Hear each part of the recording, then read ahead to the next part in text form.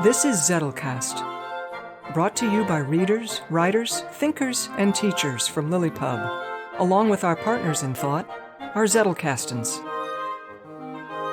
In this show, we share discoveries that our Zettelcastans have shown us. There you go. And compare notes on how we're using this marvelous invention in our creative work. Thank you for joining us. All right, Book. Let's do it again. All right.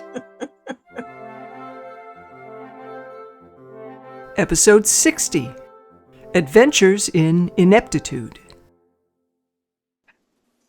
Okay, welcome everyone to episode 60 of the Zettelcast. I'm Julianne, your host, and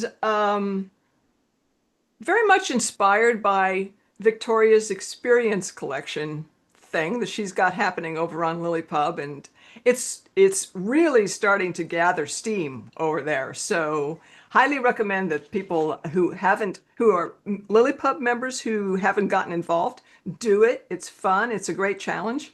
And it's a great reason to come over and join the party.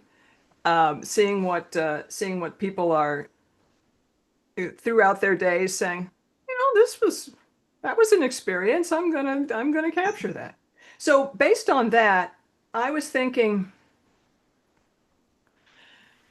of kind of transforming an experience. And so it's a two-parter, and we're all going to share the two parts together rather than going everyone's part one and then everyone's part two, because I think it's going to flow more nicely. So the first part, capture in a card details of an experience in which you or your protagonist decided or became convinced that you just aren't good at or can't do something that others, not necessarily everybody, can do. So just to make it clear what I was getting at there, I gave some examples of abilities that you will fairly commonly hear people declare that they don't have. Like, I can't sing, I can't draw, I can't spell, do math, write legibly, dance, cook, etc. There's just, it's their signpost for can't. And the card, so it's meant to be an experience card. It's the card that captures the experience, like a failed attempt or something, that kind of sealed the deal on that self-assessment. Okay? And now, and I really wanted people to dig deep and really use their own for these. But, if it's embarrassing, it's fine to use a fictional character. That's totally cool. All right. Now, the transformation part is imagine the experience in number one in the world of Roanoke, where a character has a link in their head, a helpful link in their head, and they live in a playful environment. What might be different and could lead to a less self-defeating conclusion? And capture that on a card. So I posted this little assignment on Friday evening with all sorts of trepidation. But my darling co-hosts all came back within minutes saying, yeah! So yeah, I feel like It was we great. touched a nerve here. Yeah. I was literally sitting outside at a football game talking with Kathleen, and she's like, oh, the challenge is posted. And I'm like, oh, I'll pull it up. And we're both going, oh, this is great. We were so excited. Yeah, it's wonderful that you had that reaction. So who'd like to go first? Kathleen, yes. Mine was just so classic. Okay, my tagline is imperfect pitch, and my life experience was junior high school orchestra. I play violin. Our instructor and orchestra leader approaches me before a performance saying, I've placed you on the outside edge where the audience can see your beautiful bow form. But please don't put any rosin on your bow. Oh no. Now the rosin is what makes the sound. I was there to be You pretending were to like, play spectacularly and you're Milli actually being Vanilli. soundless. That is epic. Ooh. I love it. So, okay, that's very memorable. And just, how did that resonate? That was junior high. Did it resonate in your life? I did not try out for senior high orchestra. Anything else? Well, there was a long story leading up to it. When I announced that I wanted to learn to play the violin, my mother was trying to dissuade me. She didn't come right out and say, you can't carry a tune in a bushel basket. But she kind of implied that maybe I would be better off with an instrument that had specific notes, like the piano. I'd been struggling with the piano since my brother first had his first piano lesson. Me, I had to do everything my brother did. So I, without a whole lot of success, but I really wanted to play the violin. So not to be dissuaded, I saved up my babysitting money, my allowance.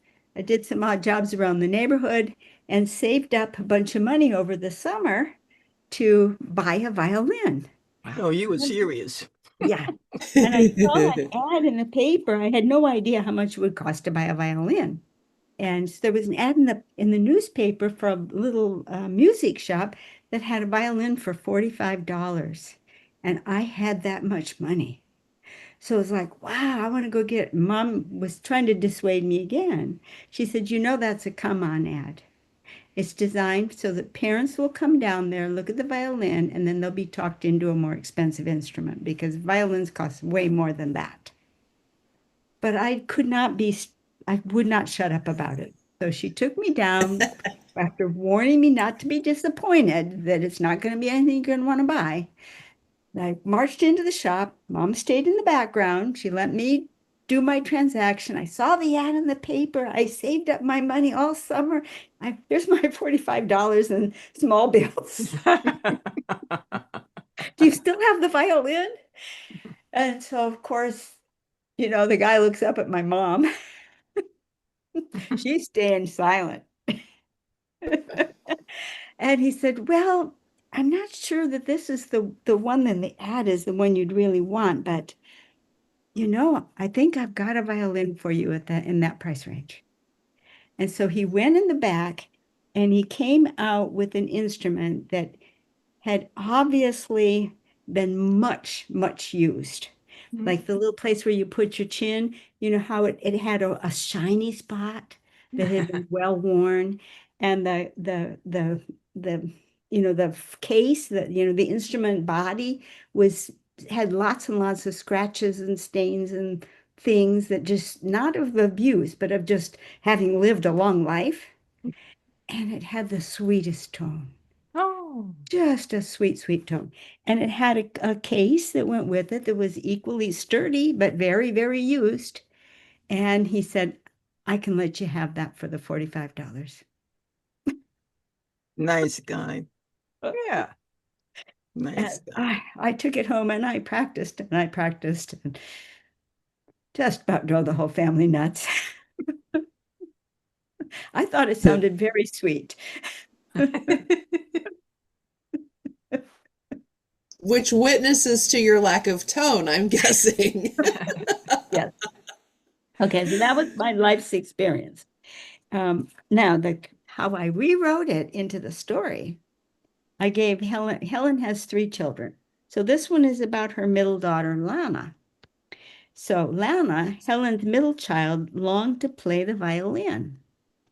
Knowing how sadly off-key Lana's singing was, Helen tried to encourage Lana to take up piano instead.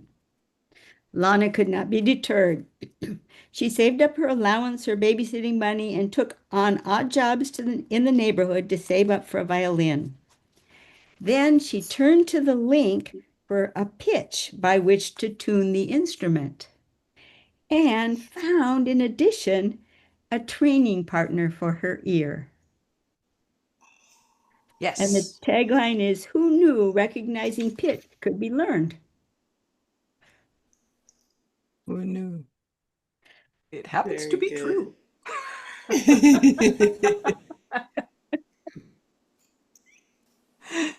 It's good. I have mentioned on various conversations the book Harmonic Experience, which is authored by W.A. Matthew. He goes by his middle name Alaudin, and he has written a lot of books having to do with musical perception.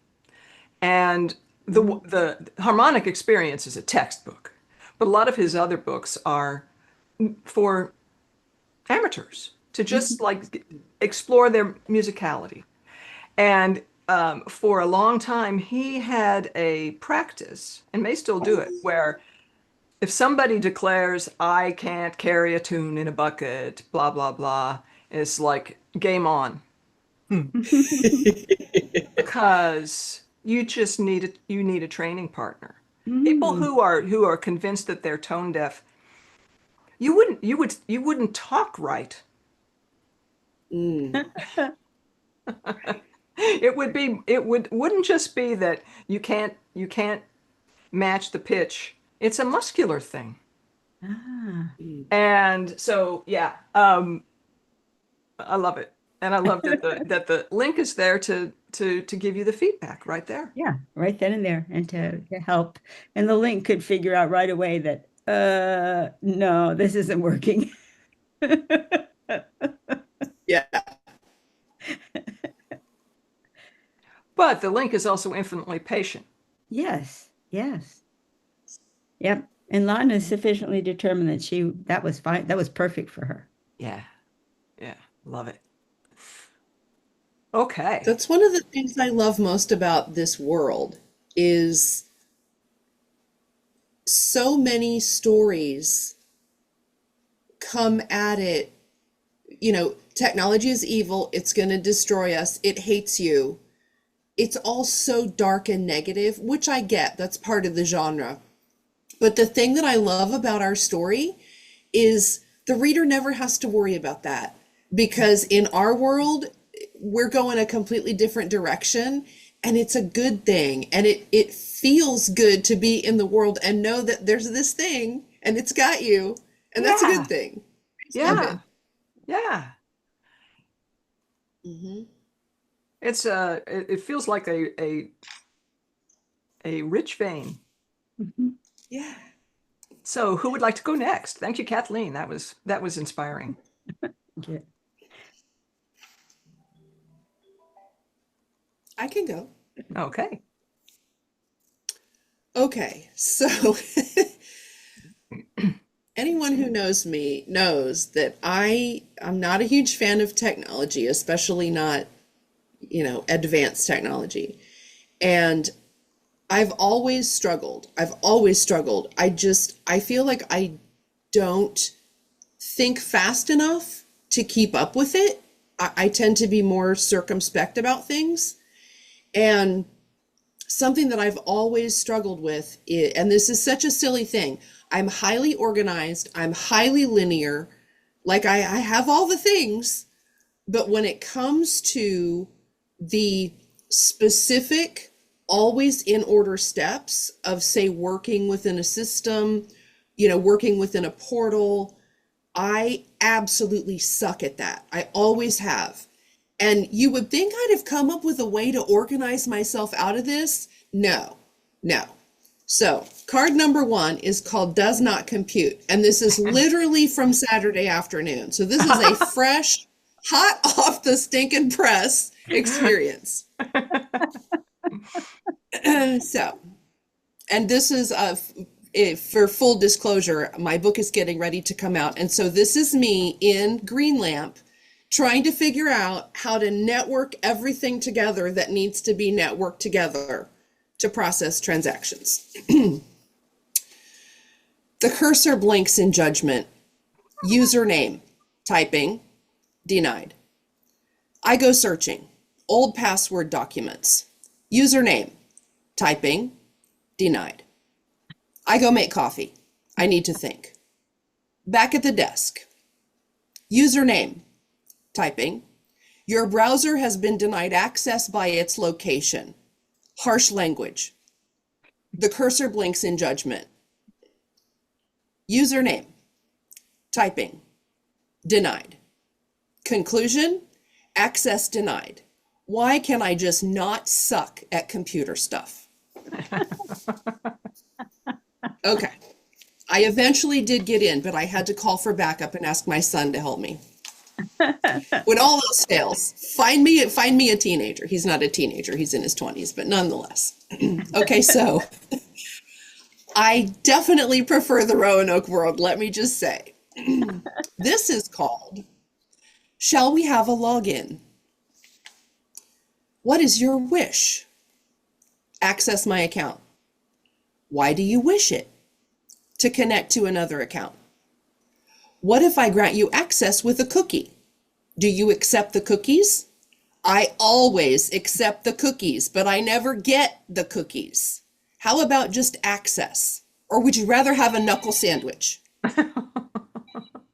Only if it's served in bits and bytes. I'll see what I can do.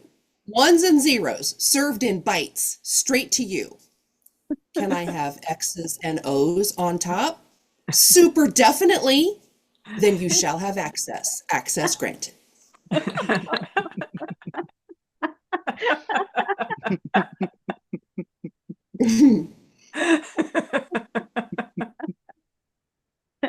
If I could just talk to it. Sweet, sweet, sweet. Yeah. It doesn't get all ruffled at you either.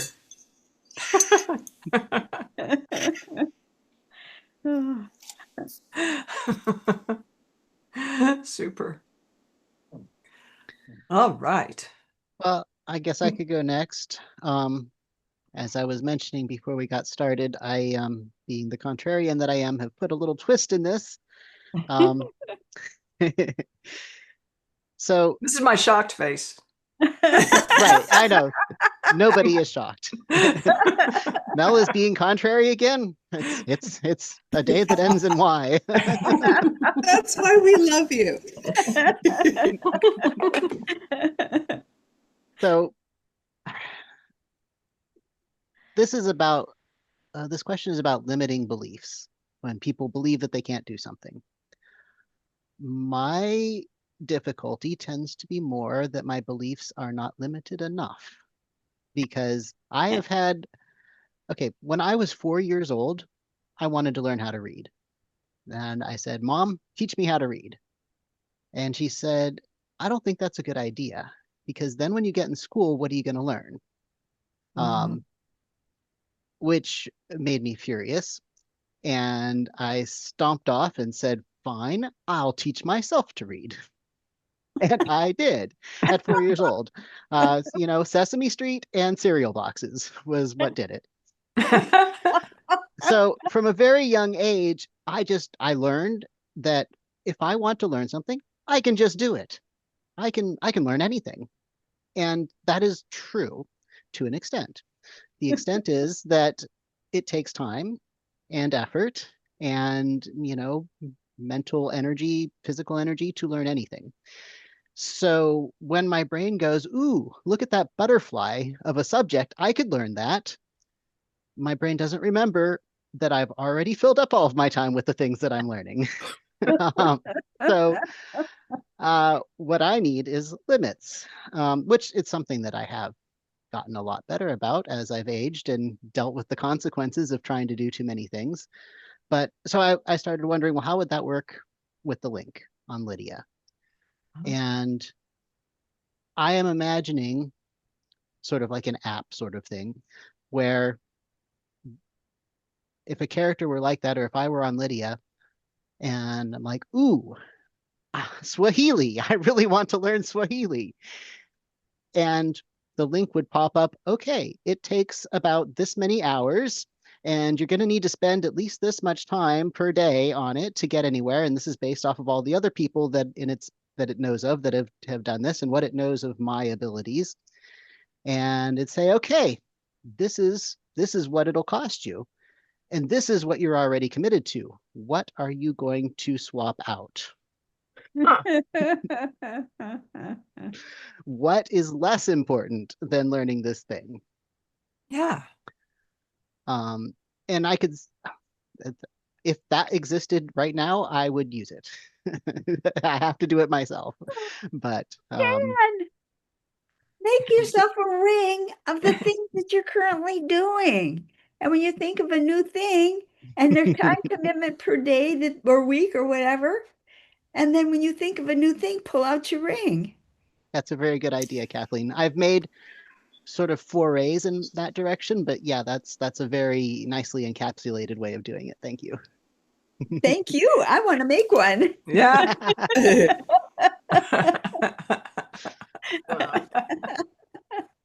Oh, I love it. What I have going on right now is I make project sheets for projects that I'm working on, and anything can be a project. Learning a language is a project. But I have an sort of incubating back burner notebook that things that every Sunday I take a look at my pile of projects in my main system, and I go, what am I actually going to try to work on this week? And if anything doesn't make the cut, it goes into the back burner book, which I don't look at every week. I look at that maybe about once a month, or if I've cleared out enough of the other stuff to go, I think I could add something back in. So this has been working, but I like the idea of the card to have it all in a easily seen location. That's a very good idea. Yeah. And you can swap them in and out. I mean, I have my vision box, but it takes a long time to go through all the cards, and I don't have my 60 for success yet. But 60 for success will be coming out soon, won't it, Victoria? I can literally say I'm testing it right now. Nice. So it's on its dry run. So I'm counting on that to like you do, make a plan that for a long enough range that I can set my goals.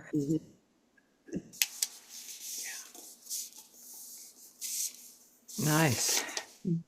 Okay. Deb. Guess that's me. Okay. Yeah. Okay. Well, I ended up with 4 cards. But this one thing. And so it's the first card reads the Earth Scene. And it's called The Moment Math Died. Oh. Yeah. The title, You're Good, but Not That Good. The scene is a high school algebra class. Everyone is stumped by a problem, except me. For once, I had the answer. The experience.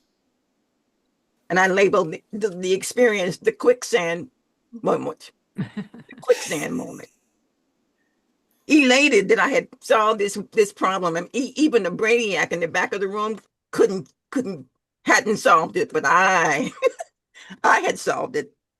So elated, I announced, I want to be a mathematician. And my teacher looked at me, a hint of amusement crossing his face, and he said, "You're good, but not that good." Oh. Laughter flickered around the room. My dream folded, shrunk, and died right there. The immediate effect, I learned silence. I learned silence. Pride turned to proof that I had overreached. The long shadow, years later, math never even comes to my mind when I'm thinking about a major. That one sentence did the work of a lifetime of self-doubt. Lydia scene, where curiosity is currency.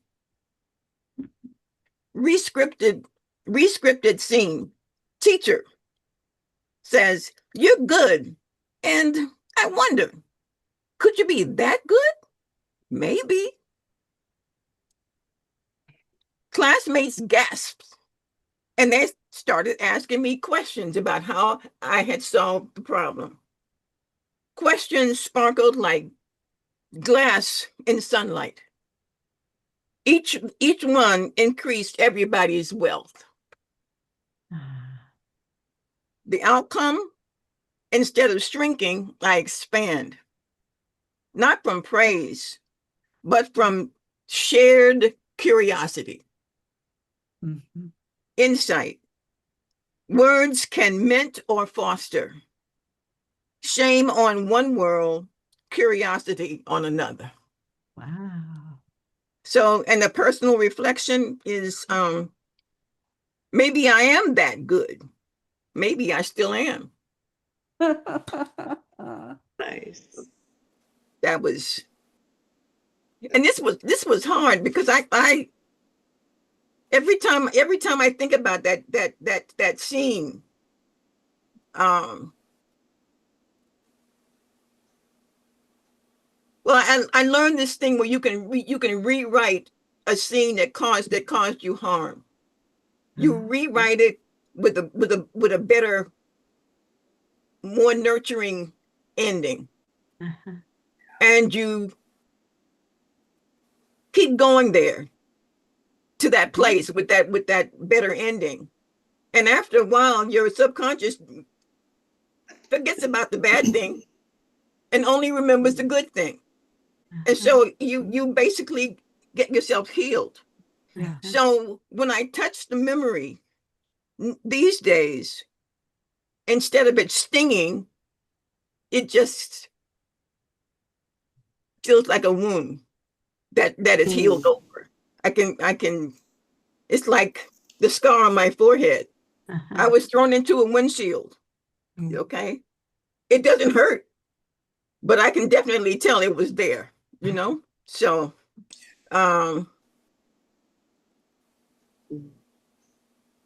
that's it. That's it, Julianne. Yeah. Yeah. That is it. Capital I. Beautiful. Yep. Mine is kind of similar. Oh, go ahead. Those of us who know you well, Deb, know that you are that good. Oh, that's right. You guys make me feel so good. I'm telling you, this is good. This is great. Thank you. I thought that you and I might have something a little similar, and I think that we do, because the kinds of things that we are innately interested in doing and feel like we're not naturally good at are similar. Like we're both real interested in visual communication and that sort of thing. So it's gonna be a similar thing, and that's fine. There's more than one instance of this on our lovely Lydia.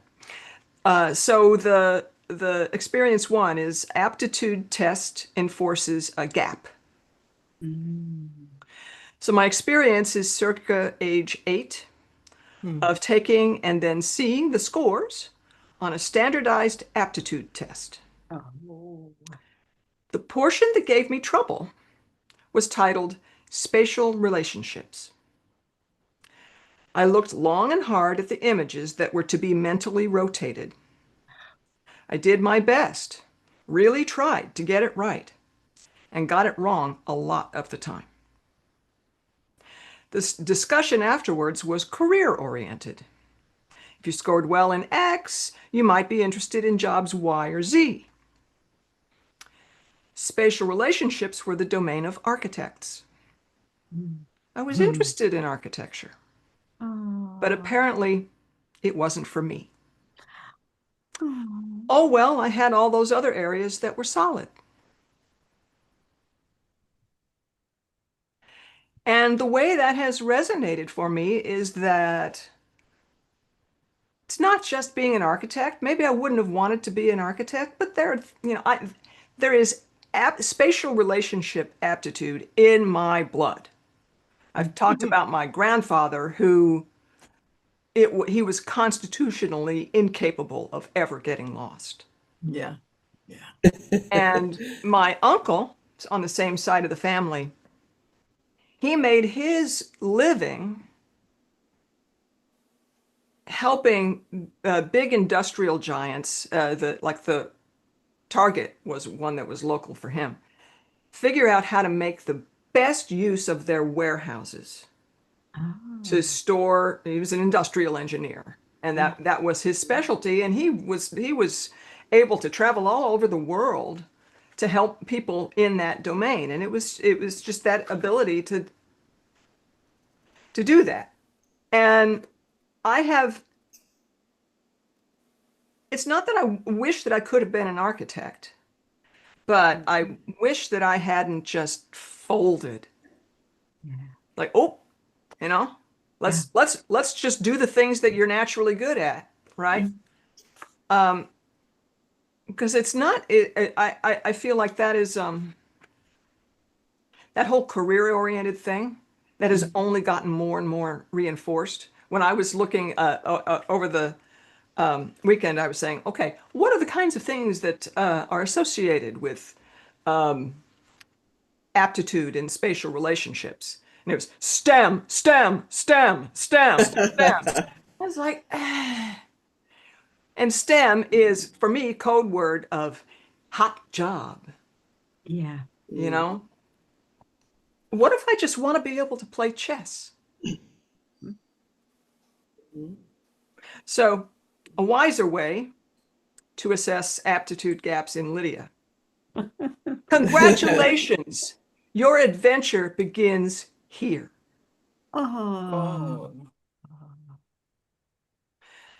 And what you could get from this. And, you know, I really want to write this scene. I don't know who is going to have this same particular situation. But first is learning how to learn from this precious state of bafflement. Oh. It's a gift, just like the things that come easy. Yeah. You know, nobody would say we got to where we are today because of all the people who found stuff easy. Yeah. Learning how to stay with something when it doesn't fall easily into place or the sense is palpably there, I may never get this. But if you pair that with, but I'm interested in it, is enough. Yeah. You know, there's a whole new collection of minds to get to know. Yeah. The minds who can just see the answer to these little puzzles. Maybe the little puzzles you solve so easily can help form a bridge with them. It feels like that list could go for many, many, many, many cards because it's a whole world that could remain open or get shut down by, you know, an unthinking little jibe jest that Deb's teacher made. I hope that Deb's teacher regrets that remark. I kind of think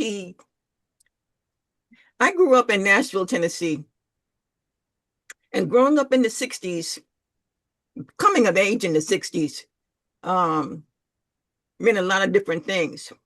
But one of them was these opportunities that Black Nashvillians hadn't had before. And part of it also was before these opportunities opened up, everybody went to the same high school, which meant my mother was in their class. So all of these generations knew each other, had gone to school together, had, you know, tiffs or spats or whatever. And once I got away, and I did one time ask my mother if she knew him. And she said, he was that kid who, you know, and I thought, Okay. Okay. So that was a thing that he had felt because of her, and or he had gone through because of her, and he saw that opportunity and took it out on me. Slam. Ooh. That's what I'm thinking. That's what I think happened. Mhm. You know, because the way he said it, the look in his eyes, his stance, Mhm. it made no sense. It was too venomous. It was it was. Mhm. But anyway, I was what, Ah, 15 or 16, Mhm. just right for the for the torment. Oh, yeah. Yeah. Yeah, The vulnerable age. Yeah. yeah, Mm. So one of the kind of challenging things about putting this into a story with somebody at this vulnerable age is, at least for me and maybe for you, Deb, and other people, part of the recovery from this involves a bit of foresight. It's like having access to future you. hmm, hmm, And it doesn't work necessarily when a parental figure or an authority figure says, you're gonna regret this if you give it up now. It's like, yeah, yeah, yeah, right? hmm. And to stay engaged with the passion for something that's going to be hard, you have to bring it to the level of the kid Mhm. and whatever wisdom they have. And it might just be tapping into the wisdom that an 8-year-old has for something that they went through when they were 4. Mhm. Yeah. Remember when you couldn't tie your shoes and remember when you could. Yeah. Yeah. Shoe tying. Yeah. That was a hard one. Yeah. It was hard until it was like, I remember that. Well, I remember my sister trying to teach me how to tie shoes. My sister was not really a great teacher, and she wasn't patient with it. Why should she be? She was only like 8 herself at the time. But then in kindergarten, they had the big shoe, and you could stand there and try it. And I remember getting it. And once you get it, you get it. It was fantastic. Um, and that whole journey, it's not just the getting it, it's the whole journey that is precious. That thing that keeps you moving toward the goal is the thing that's so important.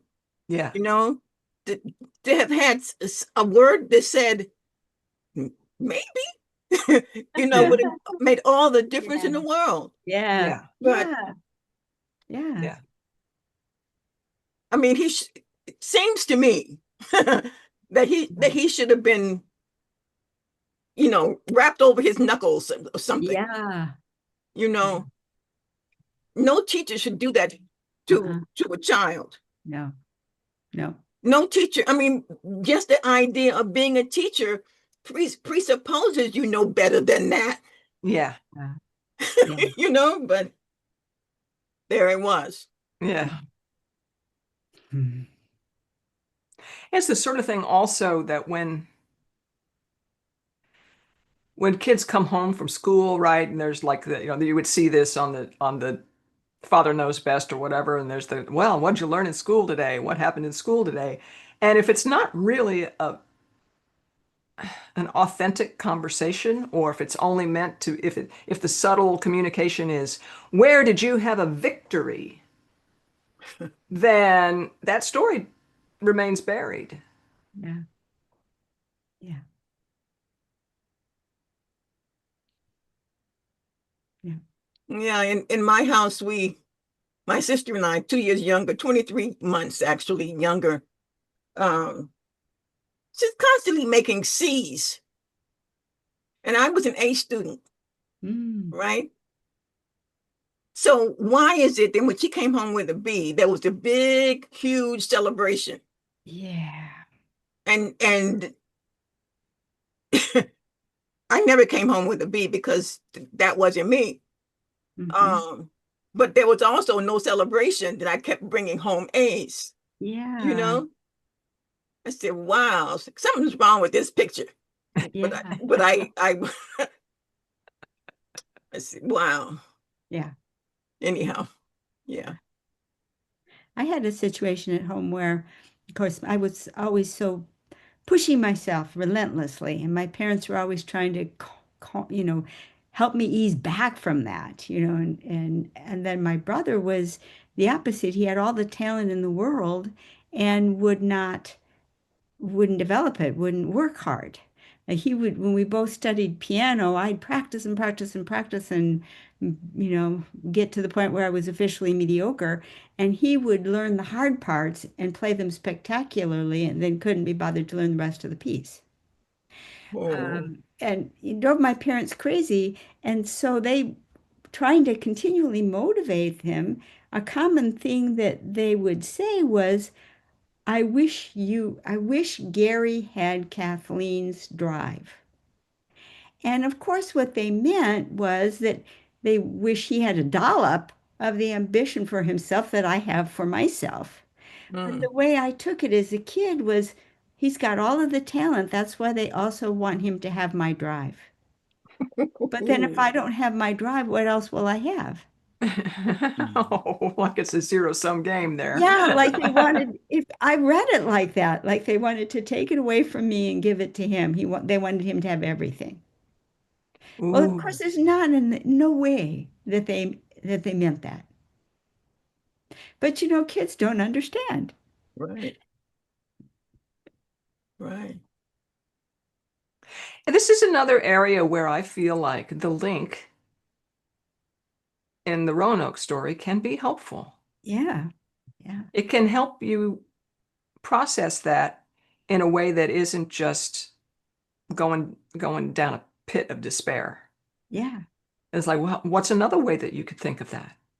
What's yeah, another way that they might have meant that? And for it to be able to notice that you're in a kind of a glum mood over something where maybe your parents don't see it because you have learned how to hide it from them. yeah, yeah, That's where another place where Llull's questions might come into play. yeah. Oh, there you go. Yeah, Right. So somebody on Lydia can be learning these things and they're able to have a boxing match with the link so that they can understand the ins and outs and back and forths to it because the link never gets tired, right? They can just ask and ask and ask and ask until the light bulb comes on.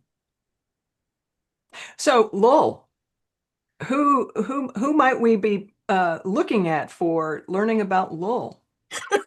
Oh, And does that he would have a be me. card to hold up? I don't have a card. I am unprepared. But what we're talking about here is Ramon Llull, who is a medieval philosopher who came up with this really intricate way of processing knowledge and developing your own mind in the process. And so that's what I've been going through in my newsletters, and it will eventually be a book. So that will be coming out at some point. But this is the first exploration where I'm bushwhacking ahead through this medieval logic system and sharing what I learned with my newsletter subscribers. So meljeffcoat.com. I don't have a special card to hold up, but simple enough. meljeffcoat.com would get you close enough anyway. yeah. Awesome. Yeah, that fig that I held up was from Mel, from his newsletter. Yeah, highly recommend. Yeah, Highly recommend. Every edition of it it's not easy reading, although it's very clear, uh-huh. but it's challenging in a really good way, Mhm. right? There's probably a reason that a lot of people haven't heard of Lowell, and that's because to to popularize it is quite an undertaking. Yeah. But I But think you Mel is doing know, a beautiful job. I am I am up for the challenge. Yeah. Where does that go on your ring? Oh, it's a high priority one. Yeah. And of course, you also supply the information that we need ourselves to create our own Llull ring in the most recent newsletter. So thank you very much, Mel. I just, the minute, I won't say that I love your newsletter, but the last one arrived. I opened it up when when it arrived at my doorstep, and I stood at the kitchen counter and read the whole thing cover to cover, standing there. And it's not short. No. And that is high praise. Thank you. Yeah. Can you imagine what advantage children would have who grow up in an environment that lets them absorb the 10 questions and encourages them to keep an analog Zettelcast from elementary school? I'm talking, Yeah. from it's like Kathleen's flower. They just open up, they just open up. And I think again, this has nothing to do with getting a job. It's really about living a life. Mm. Yeah. And if you can make it that your job and your life are beautifully coherent, all the better. But I feel like what happened in our educational system, and it's only gotten more and more so, is like everybody's falling through a funnel Yeah. of specialization. And one of my challenges in the corporate world, again, I'll bring up when I was an agile coach. The idea of agile teams is that you have a small team of people who can really count on each other. Mm. And they have to be cross-functional, and they have to be able to wear different hats. And a small team is like ideally 7. Wow. That's a really good number. You can get a lot of times when you have done projects, you realize the smaller of the number of people you had, where it was just a core group of people who were tight and trusted each other, that's where the best work gets done. And when you have a bunch of specialists and you need to have a bigger team because this guy can only do this and this guy can only do that, it's just gums up the works. Everybody's waiting. And we had this phrase, it's called T-shaped individuals. T-shaped. T-shaped, meaning, if you think of a letter T with the serif coming down, Oh, you got your primary thing. That's your superpower. But you've got these other things that you can do. You can contribute there. And it makes all the difference in the world to cultivate the T's. And it was fun seeing adults who had all gone down that specialist route take the plunge and get to the point where, oh, I can do my own UI as well as my own server side stuff. I can just get it done end to end. And another guy saying, well, yeah, I'm a tester, but I can, I'm waiting for you guys to give me some code. How about if I just come write some code with you? It was beautiful. But it takes that willingness to get out of the comfort zone. yeah, I thought you said key-shaped. Yeah. T-shaped, which unlocked all of these. Yeah. Oh, that's very true. I absolutely agree and resonate with what you're saying, because that's how my job was when we had that core group and everyone was functioning at their highest level. You're like, that bond is forged, and if everyone stays at that level and you make the agreement that this is how we're going to be, it's extremely empowering and it's so energizing.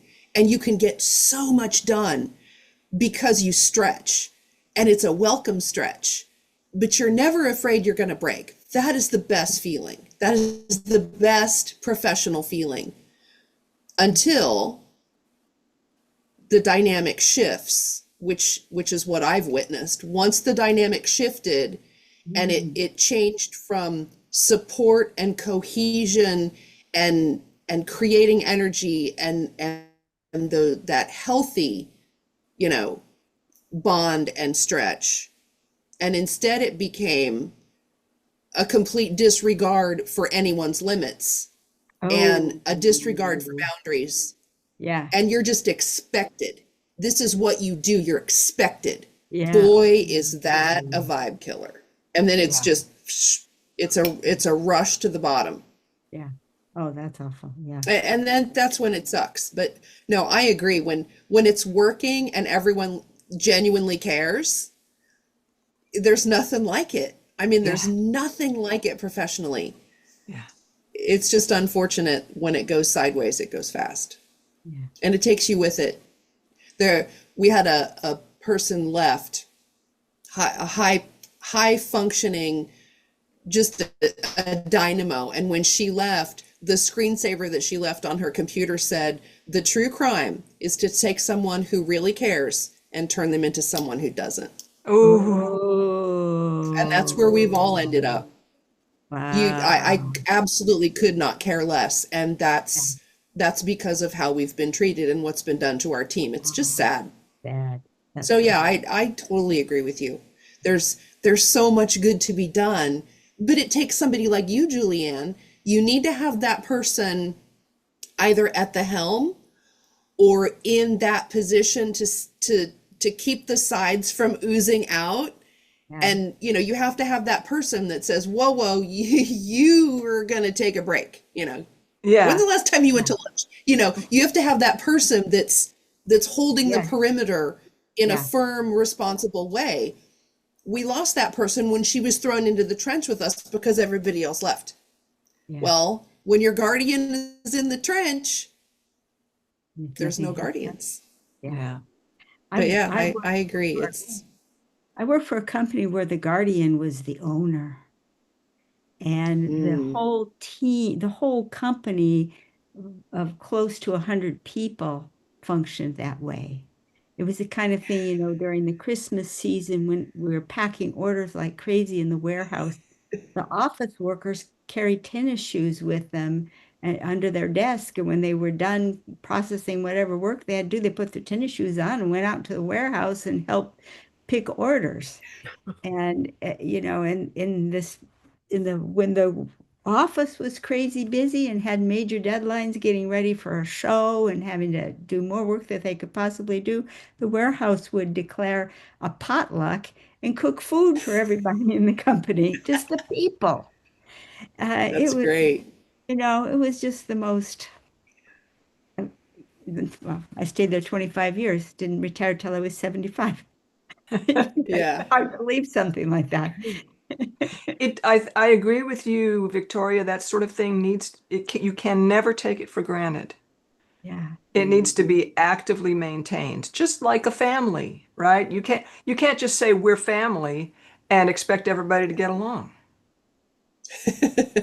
Yeah. Yeah. Yeah. Mm-hmm. Wow. Well, this has been fantastic. Where could people come to find a whole lot more folks with this sort of can-do love of learning? At LiLLiPub.org. We are your place for tremendous challenges, both with Mel stuff. This is where you can learn about Llull from Mel, where you can learn about fiction writing, making your Annette for your novel from Victoria. You can learn from everyone else in the community sharing experiences, and our wonderful Zettelcast meets there also. We have a Roanoke project where you can follow along with our story writing. It's your digital living room, your digital home away from home. LiLLiPub.org. Hope to see you. Yeah. All right. Thanks for being here.